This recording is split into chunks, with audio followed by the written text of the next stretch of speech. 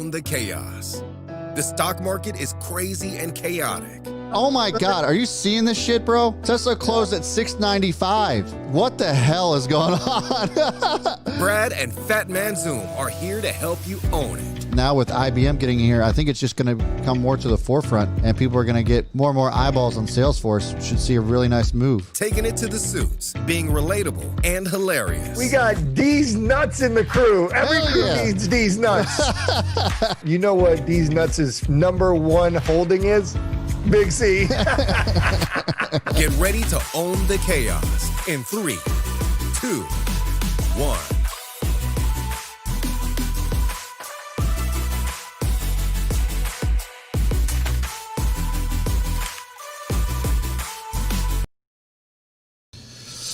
What up, everybody? Welcome to Own the Chaos. My name is Brad. That guy over there is Fat Man Zoom. Today's topics are what, Fat Man Zoom? So the big topic is Biden's COVID relief plan and the stimulus package. Right. But also, Zoom's a big topic for today, even though that's not in the title. Zoom and Penn, I think, too. are also going to be something that we really should be talking about because Penn has just gone the hell off. Zoom is going the hell off. We talked about Zoom on Tuesday and didn't think I was going to be talking about it this soon after Tuesday. So, it is almost at all-time highs or the high of the day right now as of the stream. So some really interesting stuff there. So let's go ahead and talk about the stimulus first. If you guys haven't heard, we're supposed to be hearing about some of the plans that the Biden administration are planning on carrying out. Could result in a $2 trillion additional stimulus, which may result in another $2,000 that we could be getting in stimulus checks. Won't be happening, right away, but they're expecting within a few weeks after the inauguration that could be a huge thing. I think that could actually send the S&P 500 to 4K. Yeah, you said that. I definitely think the market's going to go off. I don't know what the S&P is at currently, to be honest. The S&P currently right now is at 38. I can actually give you, let me see here. So S&P right now is at 380. So it'd be 3,800 is where it's sitting right now. S&P. So I mean, that is $2 trillion more dollars, and there's all this money sitting on the sidelines still from big institutions on down. That's an easy move too, because that's 5%. Yeah. So absolutely, I think we can, and we haven't seen a big move day on the S&P. I feel like in a minute. There's been these stair steppers. I mean, the market's been green 4 days in a row. Today should make it 5. Yeah. But it hasn't been like monster moves. I want like a 2% day. Well, a $2 trillion stimulus would certainly do that. So I think for me, the plan would just be to still be in the market. I know there's a lot of people that have concerns over some of the, controversies that have been going on, some issues or maybe concerns with, as far as the capital issue, with the capital being under attack, and maybe there's some concerns there as far as inauguration day is concerned. But I think, in my opinion, they're really bolstered up, especially having the National Guard in there. I don't know if that's really going to cause too much issues as far as the stock market's concerned. There may be some rifts here and there, but I don't know if there's going to be that much of a concern for me to want to be out of the market and be into too much cash. There's nothing wrong with ever having cash, but if there's ever a time that I would want to be in the market fully, it's definitely now, as far as I'm concerned. Yeah, liquidity is good to have, and maybe you increase your liquidity a little bit if you feel like there's a concern for this. Yeah. But I would agree with you. I think that the big issue or the big concern was a transition of power, and so I think that was kind of what the sideways action on the market had been up until now. Yeah.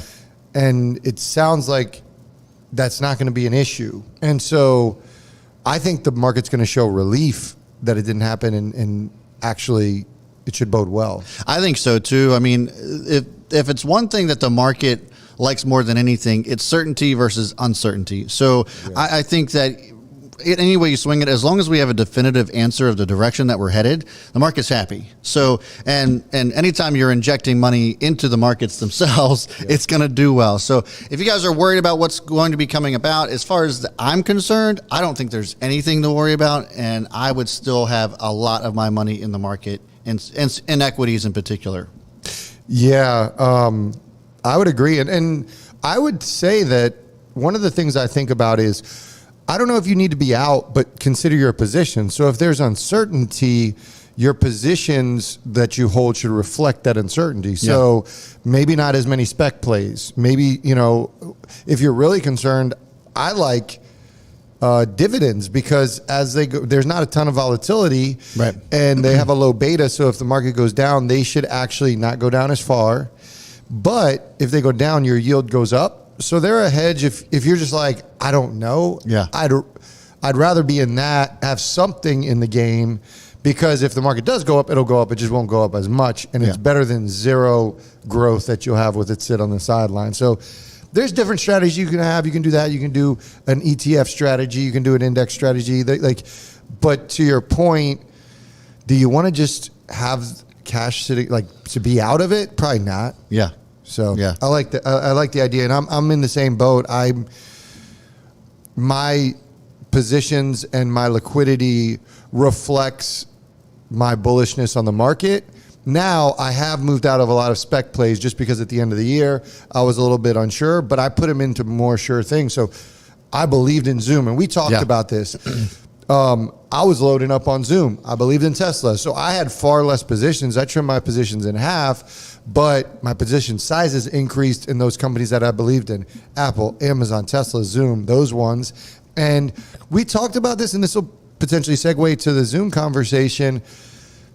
Easy for everybody to talk about how good Zoom's doing now and whatever. And we had this conversation where it's hard to be on camera and talk about how you feel about a position, because we've been so bullish on Zoom, and we've said as the stock goes down, you're getting it on discount. Yeah. So your confidence level should increase. And it's hard when you're on YouTube and people are thinking you're crazy and whatever, and telling us how there's no way that basically that Zoom's going to go down further.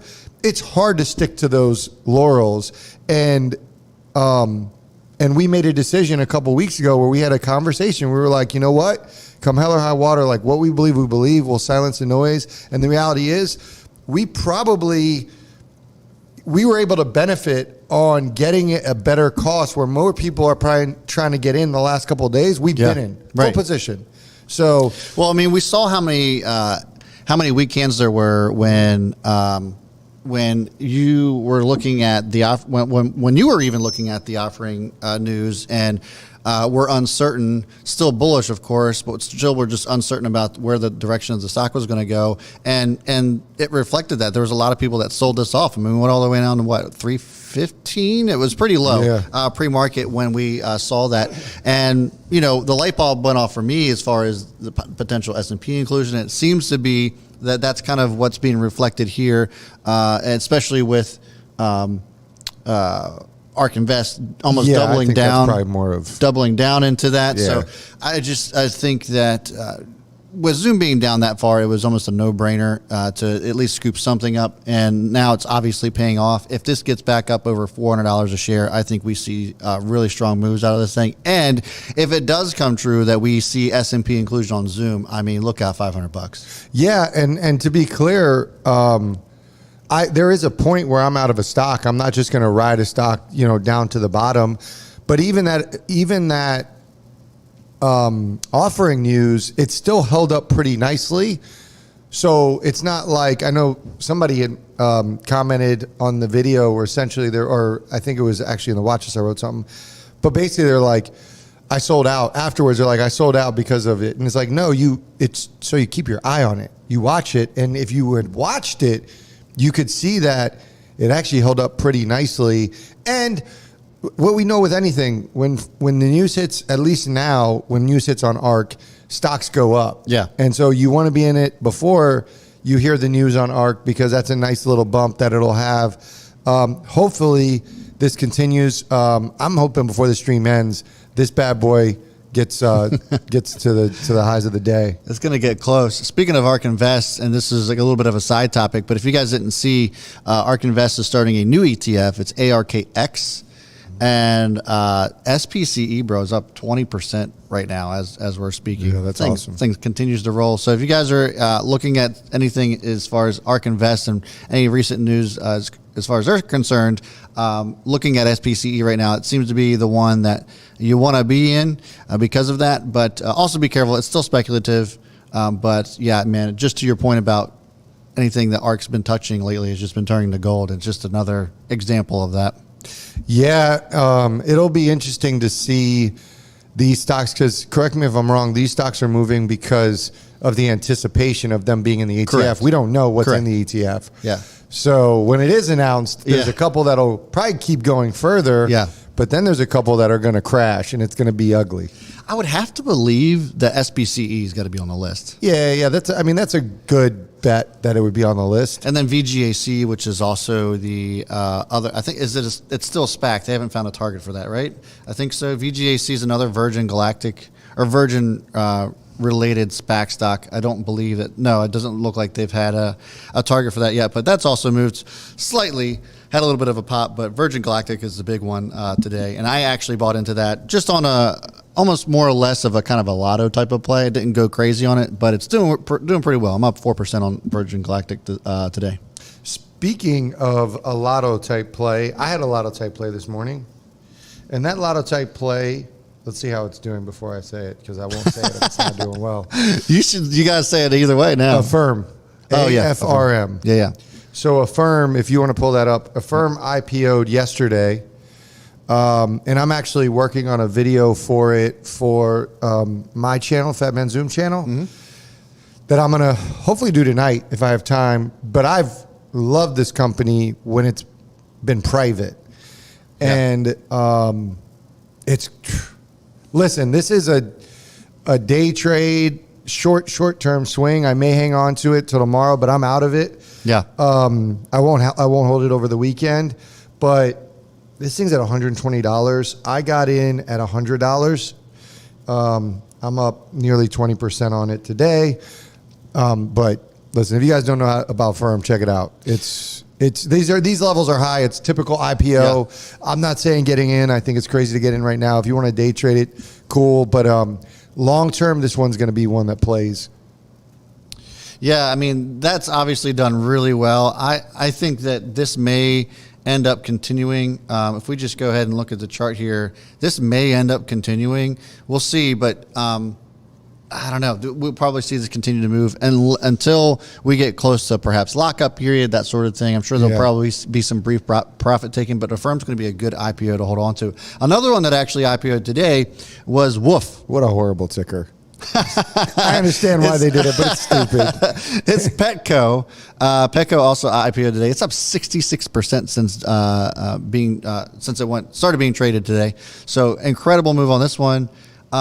This is one. So people ask me a lot about Chewy. Yeah, and I always tell them, like, I think that they have had a hard time differentiating themselves between, at least from a competitive advantage between them and Amazon. Yeah. But I think Petco is a different story, and I think this one probably will also be a good one to own. And keep an eye out for tomorrow's video. We're going to be talking about some of the other IPOs that will be going public this year. That is going to be our topic for tomorrow's video, but this is one I do like too.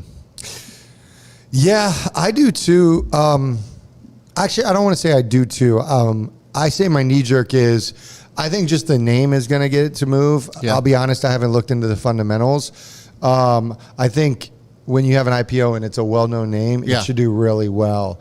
But, we'll see when their earnings come around how that performs. There's this theory about having recognizable tickers too. So, like ZOOM? Yeah, like ZOOM.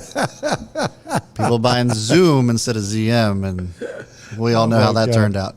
Anyways, those are the two IPOs. Most recently went online, and Affirm did really well today. Wolf is also doing pretty good, Petco.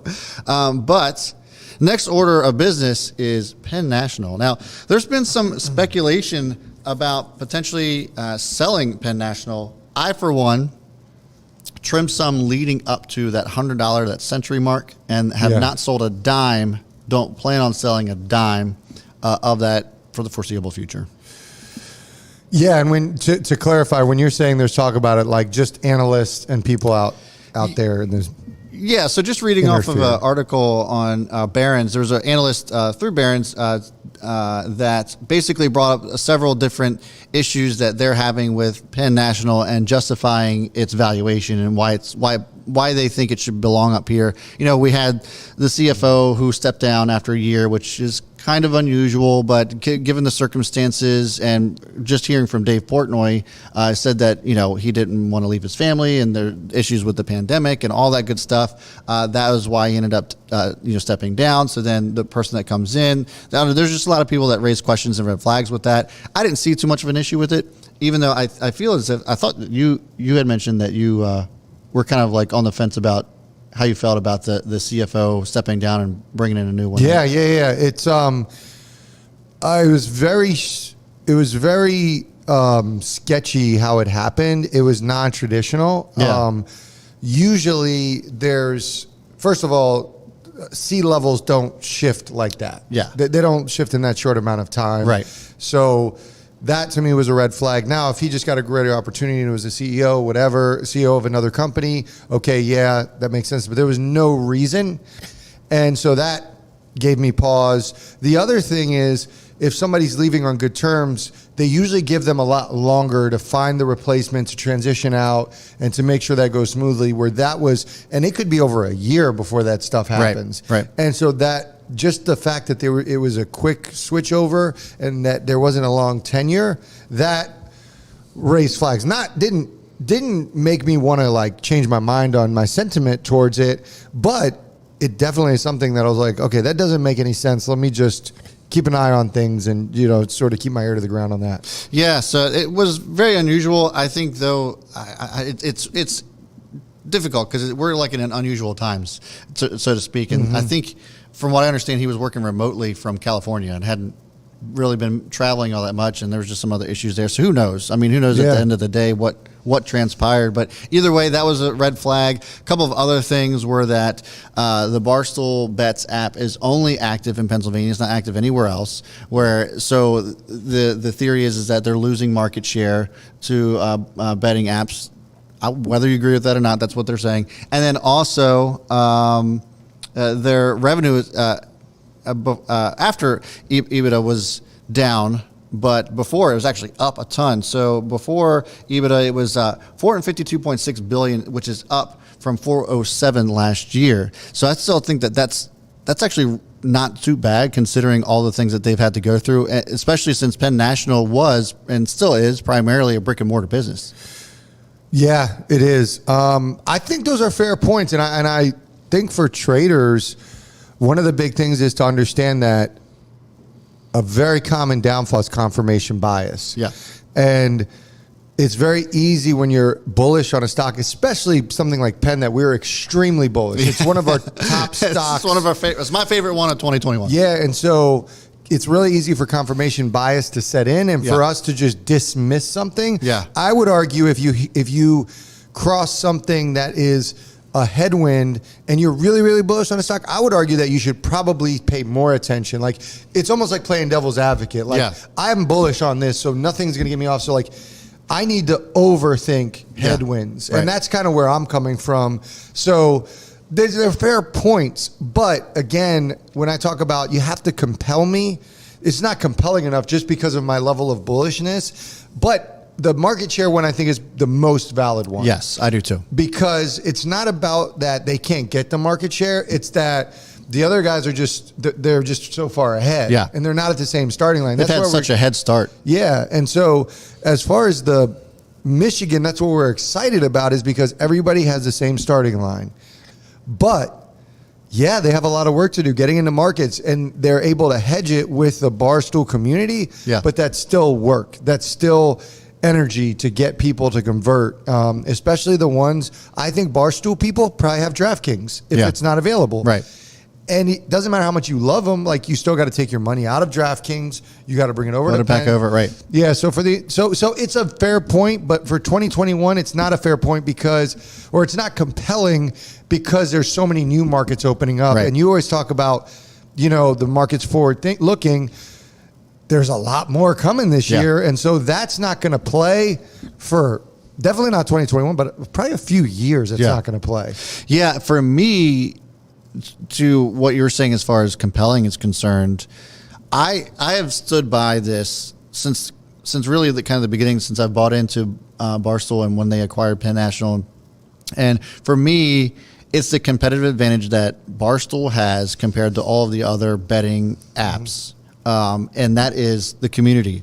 Yeah. There's no other betting app or sports betting app out there that has a community like the Stoolies do, or like Barstool does with their Stoolies. And so until I see those companies start to create a community like that and build a community like that, I think that Penn's still going to have the upper hand no matter what.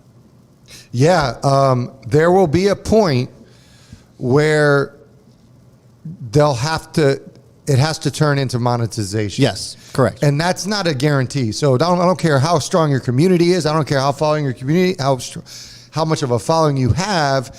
If you're not profitable and if this isn't showing good ROI, then it doesn't matter who you are. But that, again, that's further out that's even going to come into play. And that does concern me a little bit, because if you look at Penn from a casino perspective, like if you look at their casinos, they're nice. And hopefully Barstool's amp them up. Yeah. But before Barstool, they were like the bottom rung. In my opinion, they were. And so I really like their CEO, Jay Snowden. I really like their leadership team. I love the CEO of Barstool.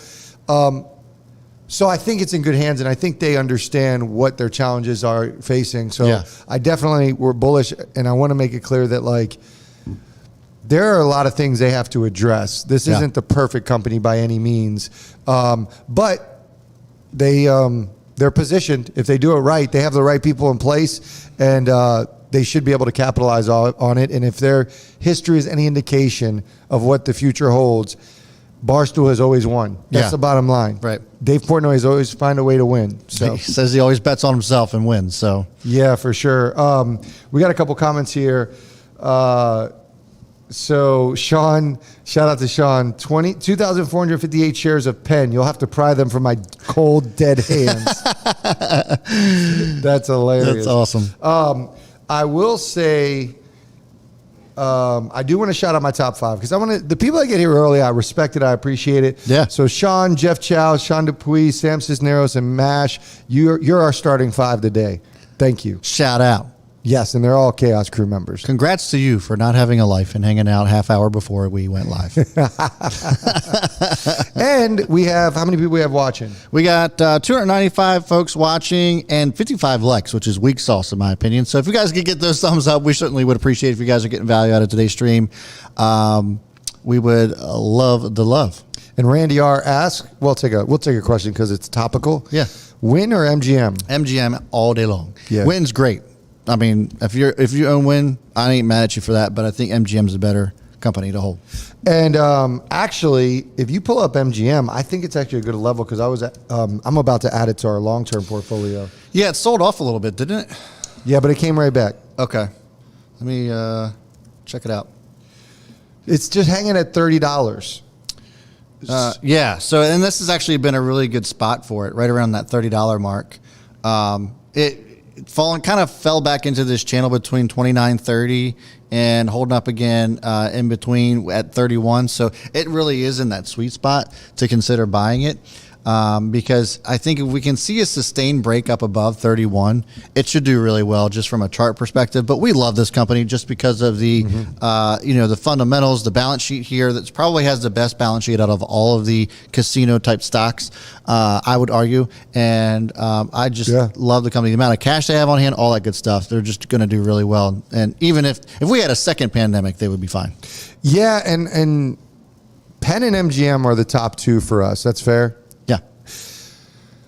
And I could make the argument those both could have a place in your portfolio for 2021. That's the argument I could make. But what I would say is they're interesting because they are facing a similar situation, but like different sides of the coin. Yeah. So MGM, if you stack MGM Casino brick and mortar against Penn, MGM wins. Oh yeah, yeah. But BetMGM is coming out and they're trying to get that right. And not that there's any issue with it, but it's just not known. Yeah. There's no following. So like they've got to get that going. It's huge opportunity.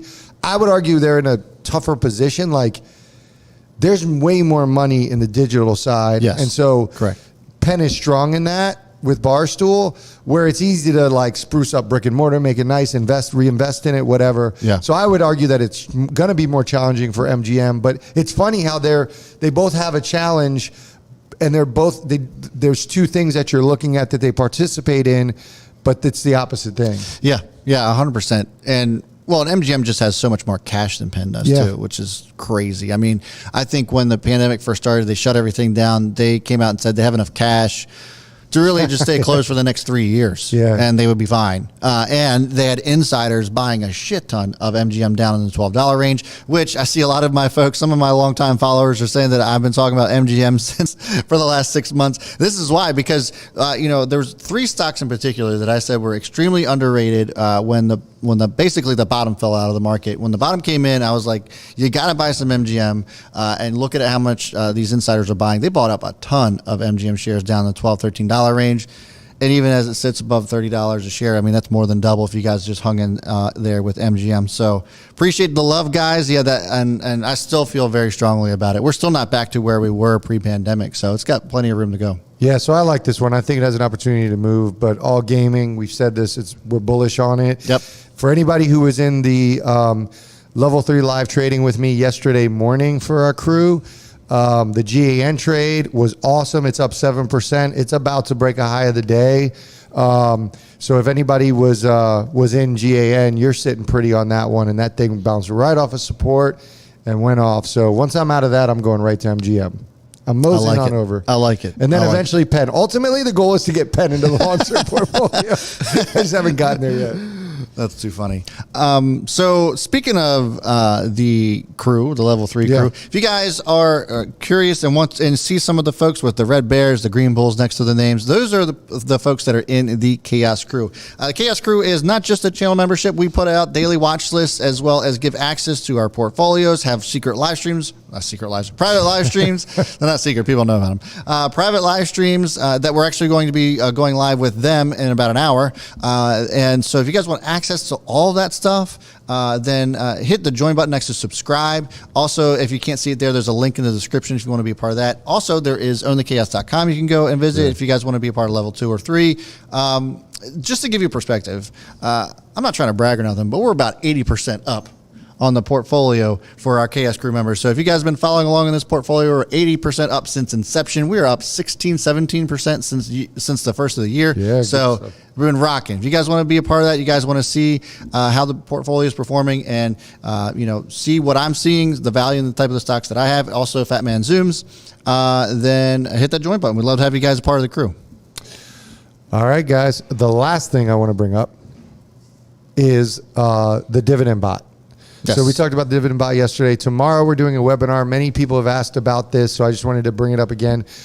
There's a lot of questions you guys have. We have a webinar tomorrow at 11 a.m., and the point is to answer all the questions you have. We're releasing 15 more licenses tomorrow, 11 a.m. Eastern time. We'll be going over the dividend bot. And if you haven't checked out our video that we released yesterday, we are adding 3 more stocks to the dividend bot. And more right around the corner. So we're trying to increase the positions in there as well. So if you're interested, you can go to ownthechaos.com. There's an RSVP for the dividend bot. There's also, can we get the Zoom link in the description? I don't have it on me, but yeah, I can put it in there. Yeah, so we'll put it in the description. If you guys want to come back, the actual link for the webinar will be in there. Or just email me at team@WeTradeHQ.com. I love you guys. Brad shows more skin in the secret ones. That's for damn sure. You want to see me with my shirt off and my dad bod? Come on and hit that join button. Also, I see a lot of people asking about McGregor. Is it Poirier? Yeah, Dustin Poirier. Who you got? Oh, I already put it. I got McGregor. Yeah, I think I got This McGregor. is the last stand for McGregor, so he has to do it now or he's done. Yep, I agree. So I've got him. He's got a big statement, and then we're about to break new high a day On Zoom? for Zoom. Hell yeah, there we go. What's the number we're looking for? We are looking for 380. Oh, let me go back to the 5-minute here. 384.24. We're getting there. We're getting close.